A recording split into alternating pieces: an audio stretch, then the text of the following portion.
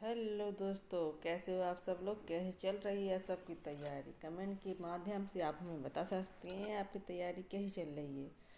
अपना कौन से थिंकर चल रहे हैं? हीगल।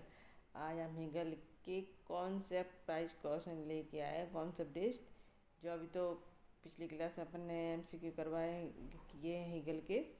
वो ओनली बहुत सारा सरंजीज कॉन्सेप्ट पे जिसने कॉन्सेप्ट क्लियर किया होगा उसकी सॉल्व होंगे। चलिए चलते हैं अपने फर्स्ट क्वेश्चन की ओर।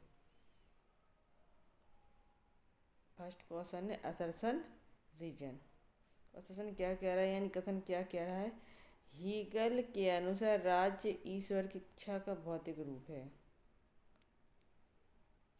क्योंकि राज्य नैतिक जीवन की सर्वोच्च अवस्था है। हीगल के अनुसार राज्य ईश्वर की भौतिक इच्छा है, सही है, क्योंकि राज्य नैतिक जीवन के लिए सर्वोच्च अवस्था है। नैतिक जीवन के लिए सर्वोच्च आवश्यक है नैतिक। तो क्या है? ऑप्शन नंबर ए है। ए और आर दोनों सही है। आर ए की सही व्याख्या कर रहा है। ए आर दोनों सही है। आर ए की सही व्याख्या नहीं कर रहा है। ए सही है, आर गलत है। ऑप्शन डी है, ए गलत है, आर सही है। तो इसका आंसर दोनों सही है और एक दूसरे की व्याख्या भी कर दो। क्वेश्चन नंबर उत्तर ए है इसका आंसर, ठीक है।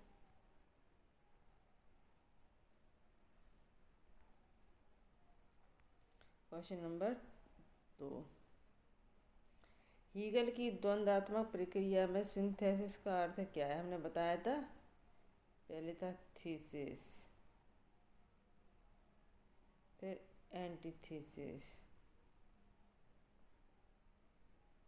फिर थीसिस, सिंथेटिक। बाद यानी विचार आया, प्रतिवाद, बात के विरोध में विचार आया, फिर दोनों के बीच में क्या होता है? संघर्ष चलता है, फिर होता है सिंथेटिक। तो क्या है? संघर्ष का अंत, पुराने विचारों का विनाश, विरुद्ध विचारों को उच्चतर प्रतिकरण, है प्रारंभिक विचार की पुनरावृत्ति। तो क्या है? विरोधी विचारों का दोनों को क्या चलता है, वो तभी का आंसर आता है। तो विरोधी विचारों को उच्चतरीकरण, सी है इसका आंसर, ठीक।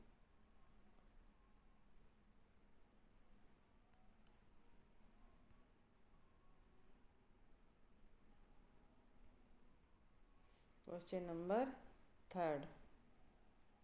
निम्नलिखित में से कौन सी हीगल के अनुसार नैतिक जीवन एथिकल लाइफ का अंग नहीं है? परिवार, नागरिक समाज, राज्य, धर्म।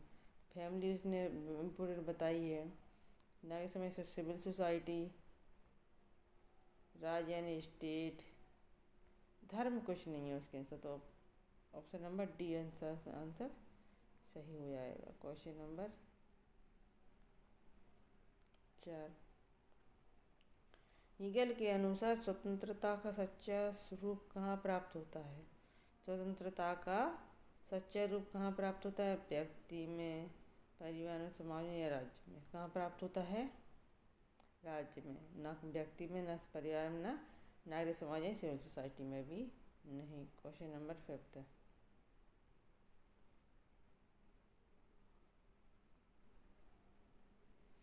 हीगल का आइडियलिज्म किस पर? हीगल एक आदर्शवादी विचारधारी है, आदर्शवादी, ठीक है। अब उस क्वेश्चन पूछा गया है, हीगल का आइडियलिज्म किस पर आधारित है? आत्मा की अभिव्यक्ति पर, पदार्थ की अभिव्यक्ति, प्रयोगात्मक अभिव्यक्ति पर, मुक्ति। देखो, पदार्थ तो कुछ होता ही नहीं है, उसके लिए उसने विचारों को महत्व दिया है। प्रयोगात्मक भी कुछ नहीं है, उसके अनुसार अनुभव भी कुछ नहीं है। इसके अनुसार हीगल का आधारित आइडियलिज्म किस पर? आत्मा की अभिव्यक्ति पर। क्वेश्चन नंबर 5 का answer number A, option number A. Question number 6। निम्नलिखित में से कौन सा कथन हीगल के दर्शन से संबंधित नहीं है? हीगल के दर्शन से संबंधित नहीं है। विचार की वास्तविकता है, इतिहास तर्क की प्रक्रिया है, राज्य नैतिकता का माध्यम है, राज्य केवल सुरक्षा के लिए बना है। हेगल के दर्शन संबंधित विचार तो बिल्कुल इम्पोर्टेंट है हेगल के लिए। इतिहास की तर्क ये भी सही है, राज्य नैतिकता के माध्यम से ये भी सही है।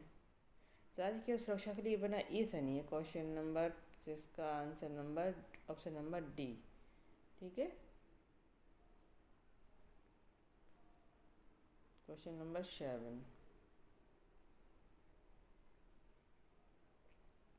हेगल के दर्शन शास्त्र की सबसे प्रमुख विशेषता क्या है? अनुभववाद, आदर्शवाद, व्यवहारवाद, तर्कवाद। मैंने सबसे पहले बता दिया था पिछले क्वेश्चन में, हेगल आदर्शवादी है। कौन है? आदर्शवादी। अनुभववाद नहीं होने चाहिए, व्यवहारवाद नहीं, तर्कवाद नहीं, तो क्या है? आदर्शवाद। Option number B. Question number 7 का आंसर है बी। नेक्स्ट चलते हैं।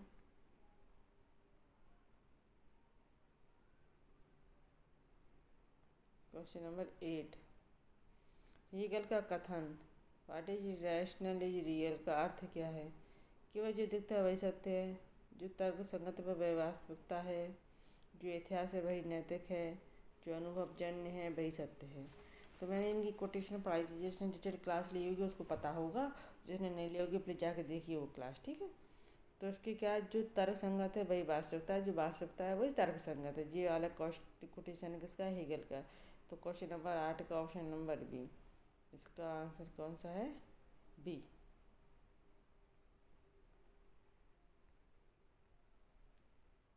क्वेश्चन नंबर 9, हेगल के अनुसार विकास किस दिशा में होता है? क्वेश्चन पढ़िए, हेगल के अनुसार विकास किस दिशा में होता है? आर्थिक स्वतंत्रता की ओर, राजनीतिक शक्ति की ओर, स्वतंत्रता की चेतना की ओर, धार्मिक एकता की ओर। तो हेगल के अनुसार इतिहास का विकास किस दिशा में होता है, बताइए। इतिहास का विकास पढ़िए, आपने डिटेल पढ़ी होगी तो आपको पता होगा। ये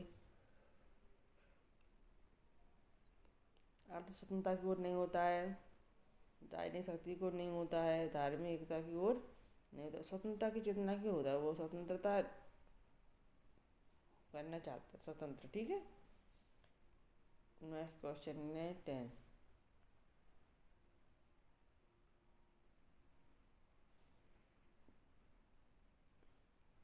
हेगल के अनुसार राज्य का सर्वोच्च कार्य क्या है? राज्य का सर्वोच्च कार्य क्या है? न्याय और सुरक्षा प्रदान करना, नागरिक को रोजगार देना, नैतिक जीवन की पूर्णता लाना, जनता की इच्छा लागू करना। तो ऑप्शन नंबर सी इसका आंसर सही है।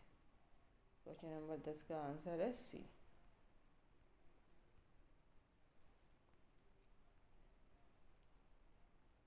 क्वेश्चन नंबर 11, हेगल का यह विचार है कि राज्य व्यक्ति से ऊपर किस दर्शन को संकेत करता है? उदारवाद, समाजवाद, राज्यवाद। क्या करता है? राज्य व्यक्ति से ऊपर है तो राज्यवादी होगा ना। Option number C. क्या रखा? सी। क्वेश्चन नंबर 12, हेगल के अनुसार व्यक्ति की स्वतंत्रता संभव है। हेगल के अनुसार व्यक्ति की स्वतंत्रता संभव है किसमें? राज्य से बाहर। व्यक्ति स्वतंत्र कब संभव व्यक्ति स्वतंत्र कब संभव हो सकती? राज्य से बाहर रहकर, राज्य के भीतर रहकर, राज्य के विरोध में रहकर, या प्रकृति के साथ।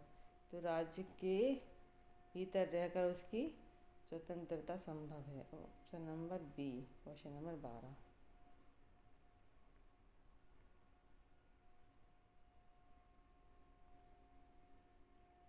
हेगल का दर्शन किन दो दार्शनिकों से सबसे अधिक प्रभावित था?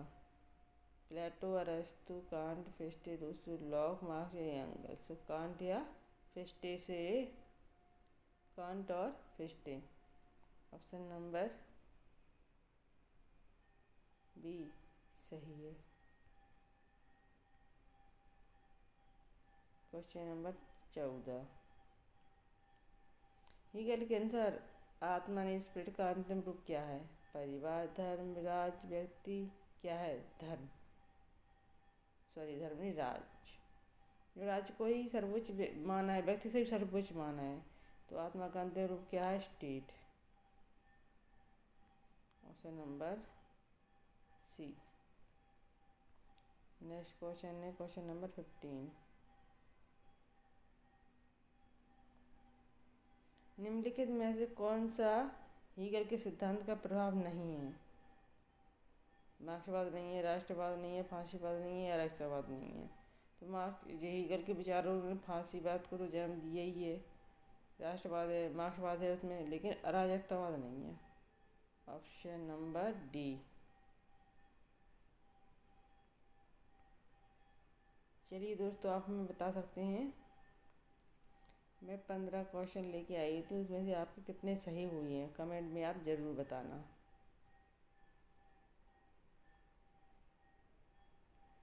ठीक है।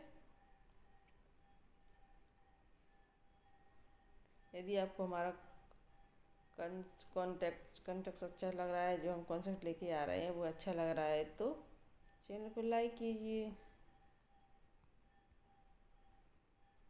दोस्तों के साथ शेयर कीजिए,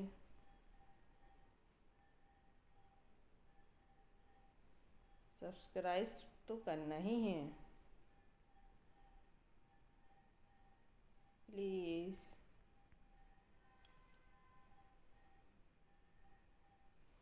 थैंक यू फॉर वॉचिंग। मिलते हैं नेक्स्ट क्लास में नेक्स्ट थिंकर के साथ। जय हिंद।